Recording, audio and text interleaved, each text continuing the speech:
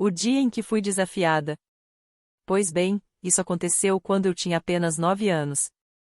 Meus irmãos, sempre ávidos por desafios e aventuras, me propuseram um desafio peculiar: entrar no escritório de nossos pais, enquanto eles estavam lá dentro e pegar algo sem ser vista. Parece coisa de criança, mas o desafio estava carregado de emoção para mim, pois eram raros os momentos em que nós três brincávamos juntos.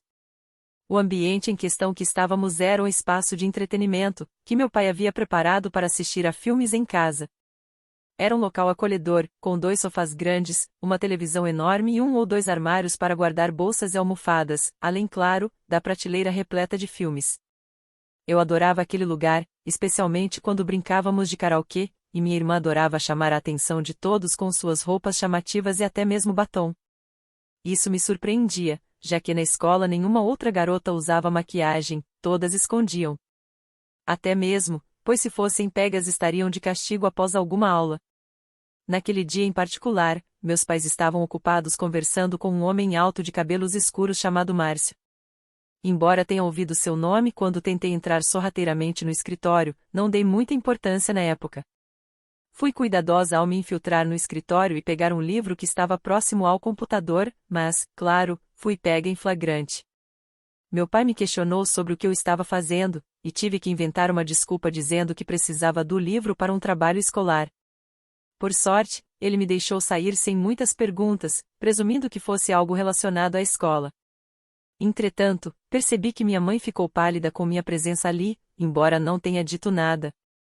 Notei que ela trocou um olhar significativo com o convidado no escritório, mas isso não fez sentido para mim na época. Além do mais, uma criança não tem tanta malícia para ficar suspeitando de tudo que acontece em sua volta.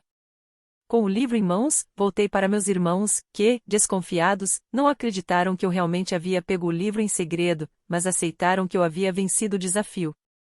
Naquela noite, eu estava inquieta e fui à cozinha para pegar um pouco de água em meu copo de plástico favorito, com o desenho do Stitch.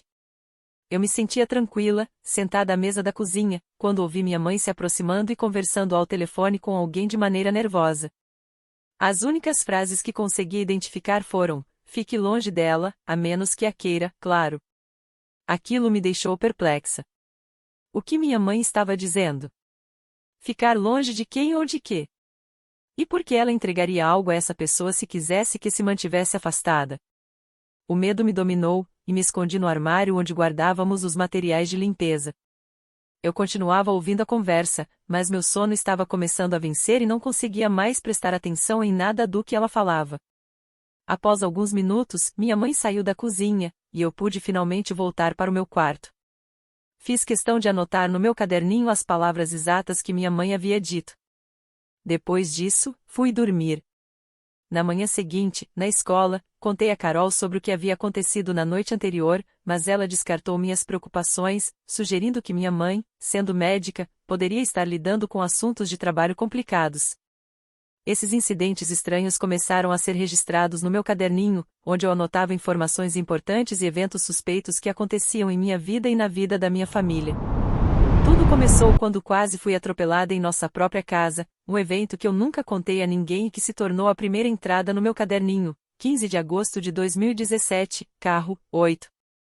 O conteúdo era escasso, mas eu tinha a sensação de que aquela data e aquele evento eram mais significativos do que eu podia compreender naquela época. Nisso, preferi manter segredo sobre o que eu estava fazendo e a cada conteúdo que eu achasse suspeito eu registrava no caderninho, com a data em que ocorreu, do que se tratava, ou alguma palavra que retornasse a algum evento em minha memória e a idade que eu tinha na época. Meu caderninho crescia com tantos dados e informações que somente eu compreendia.